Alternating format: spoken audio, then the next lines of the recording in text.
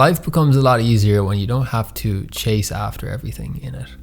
And obviously the opposite of chasing is attracting. And a personal brand is something that can really help you attract more abundance, more connections, network, relationships, whatever it is in life. A personal brand helps with all of that.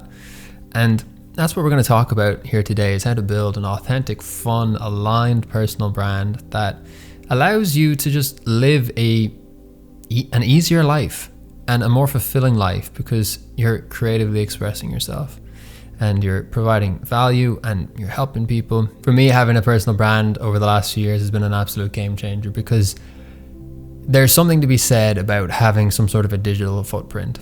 And if you slide into somebody's DMs or you email somebody and your Instagram handle looks like this, then you're probably not going to get a response. And I say that from experience, because I get a lot of people with Instagram handles like that contacting me to pitch me services or whatever. And I just can't take it seriously. It's just a human thing. Like, there's no trust there.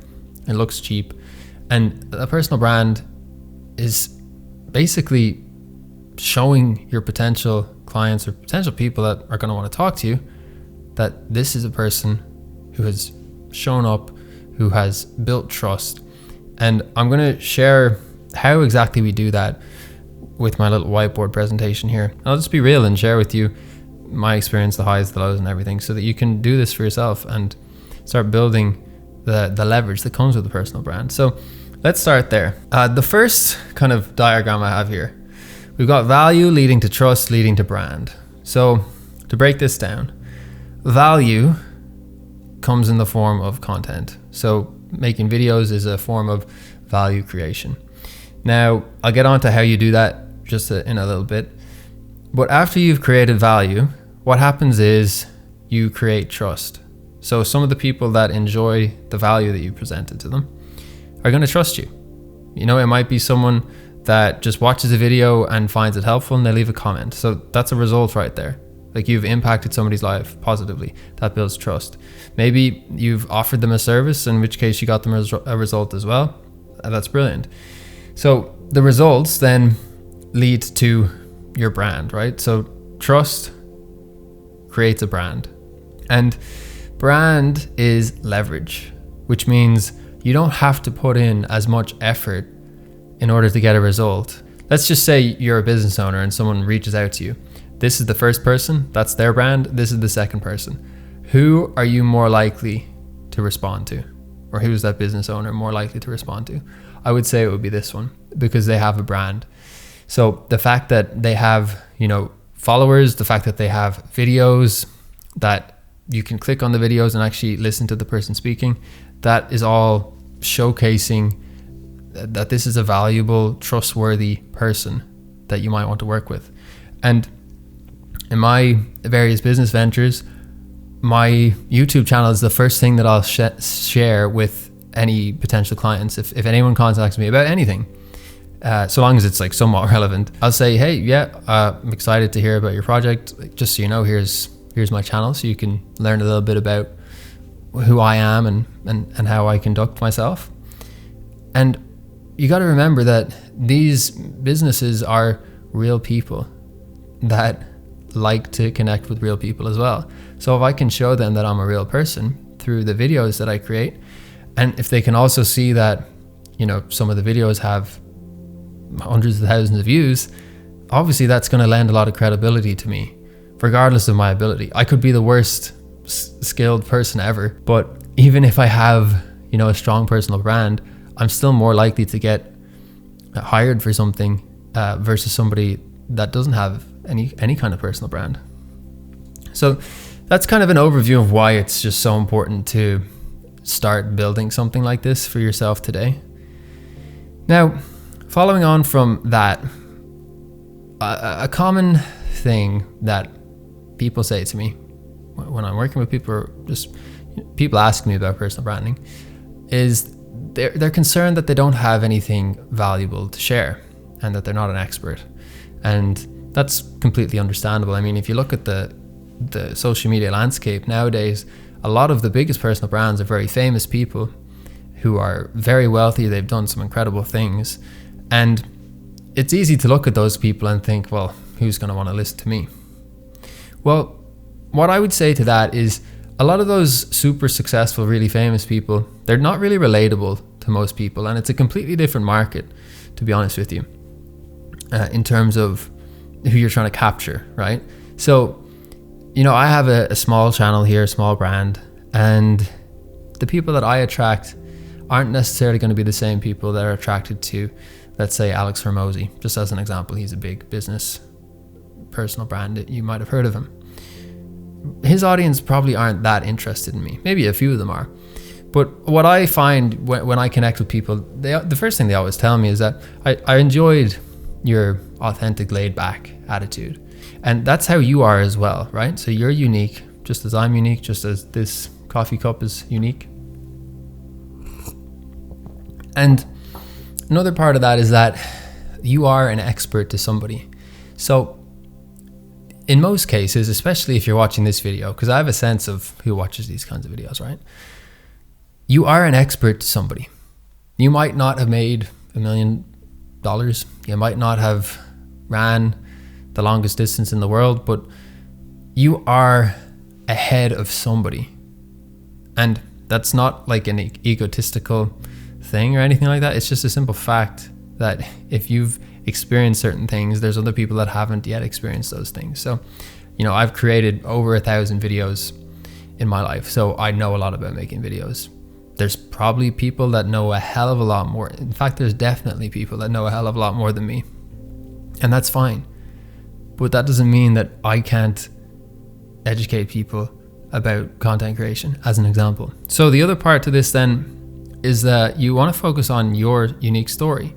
So the way that I look at this is there's lessons in life, and then there's the way that we came to the lesson. So the way that we arrived at the lesson was through a story, a character arc. Now, I made a video, it's called How Traveling Ruined My Life, about 2 years ago. And that was a video about my experience with traveling and realizing traveling wasn't the solution to all of my problems. A lot of people have experienced that problem. And I just shared that realization in a unique way because it was my unique experience, it was my unique story.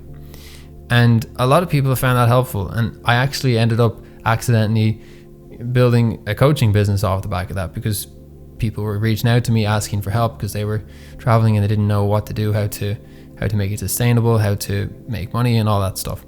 So when you share your story, you'd be shocked at how many people out there are going to resonate with it, and that is going to be contributing to your personal brand, because this is the content, right? And then maybe you get some comments on the stories that you tell in your videos, and then you're getting results, and that's all contributing to your brand. And you might start off small at the beginning, which is fine. We all start off small, but eventually it compounds. And this is just fun. It's just enjoyable to rack your brain, have a look back at your life and think, oh, I didn't know that thing at one point, but now I do know it. I'm going to make a video about it. And then turns out there's someone who desperately needed to hear it that day. And that's a huge gift to be able to be of service in that way. So you are an expert to somebody, and focus on your unique story, because that's your unique selling point. You're not like everybody else. Like the most fun and exciting brands are the ones that have an edge, and your edge is you. After we've moved on from realizing that we're an expert to someone, we run into this kind of issue I see time and time again. And it's a question of how to be authentic, but also how to be perceived as an authority. Because when it comes to building trust, we need to be an authority.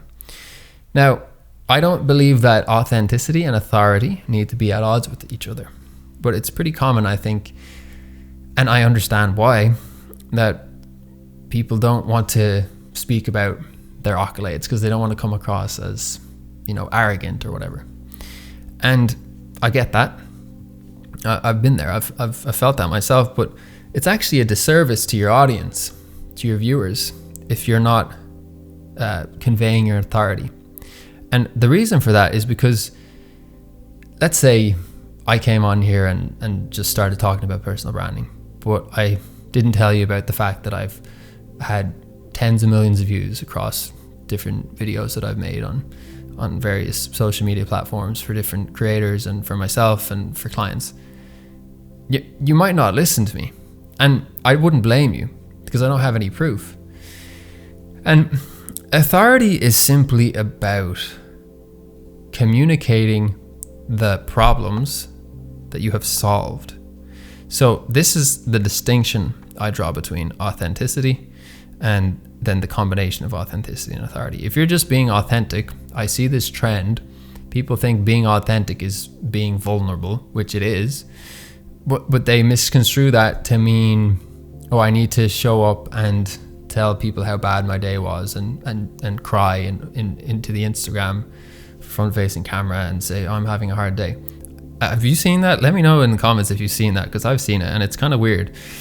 But anyway, the thing about this pseudo-authenticity, I like to call it, is that you're kind of attracting like a misery loves company vibe. Look, we all have hard days, but we don't need to share that with the internet. Share that with your partner, share that with your family, share that with a therapist, or just go for a walk in nature or something like that.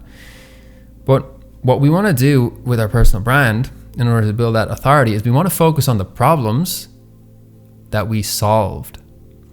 So instead of getting in front of the phone and crying and saying I'm having a hard day, just cry, have a hard day, and then next week share your experience of how you were having a hard day and how you overcame it. That is how you bring the authority into it, because now you're someone that has demonstrated resilience, we could say. That's kind of a silly example, but it's important that you do that because it means that people are going to listen more attentively. And when they do that, it means they're going to trust you and they're going to take action on the value that you're providing. So I hope that some of the people watching this video will go away and start, implementing some of what I'm sharing here, so that you can experience the benefits of having a personal brand. And I hope that you will do that because I'm telling you how it's changed my life and all the other people that have done this that I've worked with. And if you take that action, you're going to change your life for yourself. But if I was just hemming and hawing and not telling you about the results and how you can have incredible opportunities and, charge a lot more for your services because you've got high leverage with your brand and authority, then you might not do it because you don't really see the value in it. So that is what combining authenticity and authority does, is we show up, we're still real, we're still like vulnerable. Like, I'll tell you about all of my failures. I've done that in many of the videos in this channel, but I'll only tell you about a failure if I've learned the lesson, because there's no value in me telling you I failed at this thing unless I can tell you how I succeeded in the end, because that's what builds trust and that's what's valuable.